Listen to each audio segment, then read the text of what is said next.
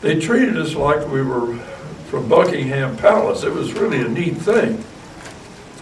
And in this huge basement, there was one closet after another. I mean, as tall as this wall here with big doors and shelves. There must have been, I don't want to exaggerate, but there must have been maybe 20 or 25 big doors, huge doors, full of shelves. And every one of them had Big Bone, Kentucky on it. Isn't that amazing? I mean, I couldn't believe it. Well, anyhow, the guy who was down there helping all of this was a photographer who had a camera that cost as much as my car, I think. And he said, I'll take a picture, blah, blah, blah, and I'll send it to you with a letter, blah, blah, blah. And he did. He sent me a picture of a bone almost as long as this table. And I mean, there we were, watching all this, and the letter was beautifully written, letterhead and all. I was really pleased because I wondered if I'd ever get that. So when I got it, I took it to the museum, such as it was at that time, at Big Bone. Now, the manager at Big Bone at that time and I had a rapport, and I knew it would get where it belonged, and I felt good about that. I'd done something neat. I had given the museum something it should have had. Oh, it was a few years later, a doctor was in town, a good friend of mine. I said, hey, we got to talking about paleontology, one thing and another. I said, you got to see this. There's a few bones there, but the whole thing, you will see, blah, blah, blah, Big Bone Lick Springs, which is famous all over the world. Incidentally, I also visited the La Brea tar pits, which is redundant because La Brea tar pits, La Brea says it all right there. But anyhow, we got back there and we walked back and there it was, and we were looking around and it looked kind of ill-kept. And I thought, and I started looking on the wall where that thing had been. I framed it, the whole 2 minutes. It's a pretty neat thing. Wasn't there. Well, of course, that set me off. I was like I was in the British Museum again trying to find something. I guess it's forever lost because they looked everywhere for it and they don't know where it is. Isn't that a shame? You've never seen it? So anyhow, that's kind of my early experience with big bones. I was intensely interested in it. My mother loved to drink the water. I couldn't get past the smell. It was terrible. She was, I don't know, she just had that country girl rearing where that seemed the thing to do. In the later years, of course, Bruce, who's always been interested in everything, you talk about a Boone County treasure, we're sitting next to one. He inspired me to help him get those many options down there. He had ideas, and so I get an awful lot of credit for being one of the heavy contributors to the existence of Big Bone Park. Not all of you by any means were at the roast Thursday night a week ago, 2 weeks ago. Time gets away from me, but anyway. At the roast, and I'll say again tonight, the reason, in my judgment, that Big Bone Park was ever founded, oh yeah, Ellis Crawford and Mr. Fitzgerald and Bob Ellis and Judge Cropper and all the rest, but things don't happen unless somebody, some person, gets almost obsessed with it, and this is what he did. So he drags me down there, and we spent night after night after night. Some farmers were really cordial, and some acted almost belligerent that we would think of such a thing. And of course, you can't blame them. It was so foreign to them. They were used to being, it was bottomland, it was this, it was that. They didn't worry about what it ever was. But I'm going to say this. Although I've gotten a lot of credit for it, I was just a tool.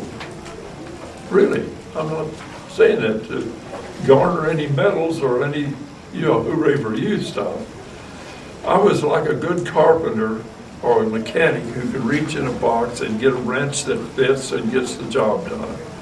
I was Bruce's ranch. The whole thing was his idea, and everything I had to do, everything I did was, sure, it was in behalf of the park, but it's because he and I have been friends forever.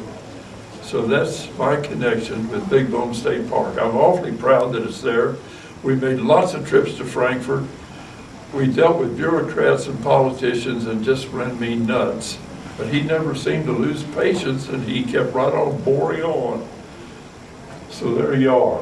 Okay. That's it for me. That's all I know. And that's the first plat of land we bought, Asa. That's the 16.38.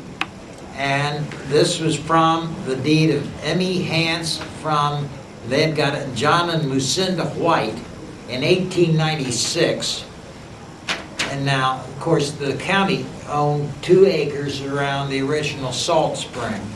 Big Boone was a village that some of you remember, certainly the older ones of you do. It looked like Deadwood. I mean, it looked like Deadwood, South Dakota, or wherever Deadwood is. How about J.D. Moore's store? Pardon? J.D. Moore's store. Oh, yeah, I told him the other night to notice how J.B. fed his dog. We sat there at J.B.'s. J.B. was very intelligent, but Hey, been to eccentric. UK law school. Well, that meant he was smart, right? He was very eccentric, bright as he could be, but eccentric as he could be. And we were in his store, which there's nothing in there I would have bought to eat. I don't care if it was ever not even unwrapped. But JB, we sat there talking to him, and he was eating a sandwich and feeding the dog one bite. I'm serious.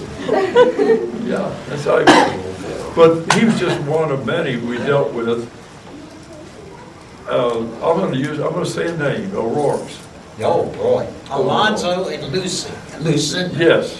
Yeah. They lived up here. What they yearned for was company. Yeah. We were the company. And we went back night after night because we were so charismatic with the pressure we put on people because we were beggars. And so when they said, we'll think about a comeback, when we would come back, I'm telling you, They wanted us to come back. I knew their kitchen and living room like my own. Yeah. So there was that sort of thing, but my gollies. Oh, and then this, I'm going to sound like the roast here for a minute. This screwball here decided to pay for it by having grade school students enter a contest.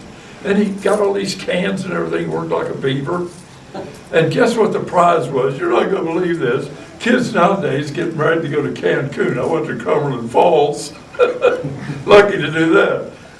Anyway, the prize, the grand prize that inspired these kids was a trip to the zoo. And we did. And darn it, they didn't enter into it fully. What was it, $5,000? Oh, we did good. Yeah.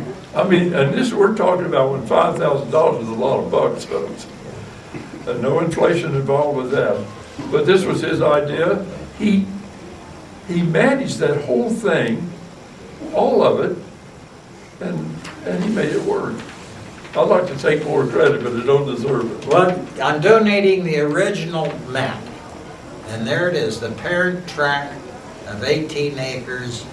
And I don't know why it says of 18 acres. Well, the 2 acres of the county ground came out of that. It doesn't show it on there, I guess. Let's see, it doesn't. Anyway, you get this too. Do you recall why the county had the 2 acres? You know, I need to find that out, and I'm not certain who in the past donated that 2 acres to the county. I think John Uri Lloyd had a finger in that. I believe he negotiated and arranged that because he was the first president of the Big Bone Lake Park Association. Right there. John Uri Lloyd. They were trying to do that in the 30s. That's right. So did the county have that from the 30s? I think he got it before that. Don, we did not need to do any title examination on that because there was. But a title examiner who likes that kind of thing could go over there and finally get source of title out of that. I've been Don't ask curious. me, I'd rather have a root canal than go over there. So Now, talk about some history, Asa. Look at this. This is before we had the meeting in Burlington. Now look at the officers on there. Temporary officers, Judge Crawford, Ruth Ferguson, Bill Fitzgerald, Bob Ellis, and Al Becker. Photographer. That's right. Yeah. This is what Fitzgerald printed up and mailed out that said, come to Burlington, to the courthouse. We're gonna see if we can't organize a Big Bone Park Association. And Judge Cropper, who was, as Asa and I both, you can't praise that man enough either for character and old fashioned. He let the airport come, well, it wasn't really his fault, it was Riddle's fault, but he thought Boone County is gonna stay Boone County for 100 years. Everybody's gonna raise sheep, milk cows, and feed hogs. And that's what we are, a farming community. Well, but he was one fine gentleman, I'll tell you that. And so this is what was mailed out to people to come to Burlington. Okay, when they had the meeting here, then they elected the officers. I wasn't smart enough to back off when I was nominated. So I got nominated. But all you had to do was get nominated. There was no race. You see, if you were fool enough to accept the nomination, you got elected, which is typical of a lot of organizations. You hear him running on. This was his baby, and he's talking like this. And here, Mrs. Roy Luce was the vice president. And Roy Luce was the postmaster of Florence. And she was Mrs. Gillespie, who was the home demonstration agent before they married. After his first wife died. And so Mrs. Roy Luce was the home agent for the county, home demonstration agent. Had connections in every school. Then William Fitzgerald, the secretary. Miss Lillian Bristow was the treasurer. She was the cashier of the Union Deposit Bank when it used to be on the corner of Union before the Easy Stop Marathon is there now. The directors, Connor Carroll. Yeah. Bertha May Carroll was one, she was at the roast, yeah. And we condemned her house. She was part of the house that got condemned. Yeah, Dodge City is no more. We took all those buildings. Yeah. Joe Rouse, he was the state representative. Yeah. Harold Rogers, Bucky Rogers from Bellevue. He later became the county clerk after Dewey died. Dewey Benson died. Mrs. Ann Connor, and now, who was Mrs. Ann Connor? I don't know. And then Vaughn Hempfling of Sherry Hempfling's family. Although He was a quality person. Oh, was he? Oh. He was Mr. Republican. Yeah. That's when, if you really wanted to be different in this county, you became a Republican. Yeah, it's gotten so. They were the only, there goes a Republican. I saw one yesterday. There's so many now they've gotten tame, you could walk up and touch them. Yeah. But for years, and he was on the board of elections, and they had to find somebody who was a Republican to put on the board of elections. He was a class man. Interruption just a minute. How many of you remember Vaughn Hempfling? You do. Well, he was a tall, handsome, dignified gentleman that I just admired the heck out of. He had the Hempfling farm. Parlor Grove. It's still on the River Road. Charlie Hempfling. And I drove by his house not long ago, and it looks like he could come out the front door. He was really a special gentleman. It's kind of like the passing parade. We're talking about people that were